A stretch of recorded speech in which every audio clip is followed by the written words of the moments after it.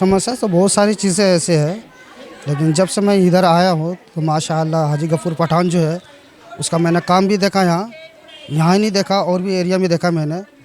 तो उसका काम काफ़ी अच्छे काम है। काम ऐसे नहीं नगर सेवक जो होते हैं, लेकिन उस बंदे को मैंने काम ऐसे देखा कि वो सुबह 6 बजे उठ जाते हैं और सब जगह चक्कर लगाते हो। सबसे बड़ी बात तो ये है कि वो खुद उठकर अपना काम नहीं देखते हैं, लेकिन पहले जो जिधर भी परेशानी होते है उसके पास तो वो उनके पास जाते हैं और उनसे पूछते हैं कैसे। तो हमारे यहाँ एक स्कूल भी चलते हैं बराबर में ही।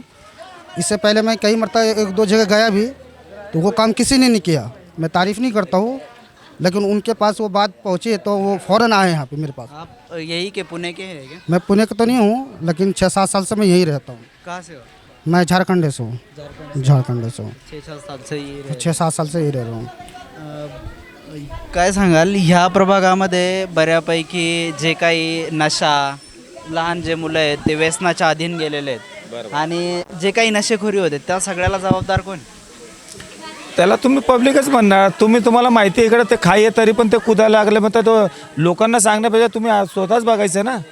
आता तुम्ही पण हे तुम्हाला पण माहिती आहे नशा चांगले नाही, पण तुम्ही तरी पण करतात. त्याला कारणीभूत तुम्ही स्वतः आहे. विक्री कोण करतं इकडं? हे जे विक्री एवढ्या मोठ्या प्रमाणात कोंढव्यामध्ये ह्या सगळ्या नशेच्या गोळ्या ह्या सगळी विक्री होतं, याला कोण जबाबदार? आता तेच त्याच्यावरती प्रशासनाचा काही अंकुश आहे का नाही? थोडंफार आहे का, एवढं प्रमाणामध्ये तर नाही आहे. त्याला तर तुम्ही अंकुश लावायला पाहिजे. हे नशामुक्त आहे ना जे सांगता, जसं पठाण साहेब सांगत होते, तर त्यांना नशामुक्त करायलाच पाहिजे कोंढव्याला.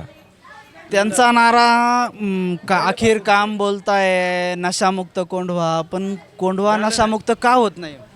आता ते म्हटलं ना, माणसाने स्वतःने आपली जबाबदारी सांभाळायला पाहिजे ना. तुम्हाला माहिती आहे समोर मी पडतोय तरी पण तुम्ही पडायला लागला तर त्याला तुम्ही कोणाला नगरसेवकला सांगणार का आमदाराला सांगणार? कुणालाच नाही. तुम्ही स्वतः ते जबाबदारी घ्यायची ना.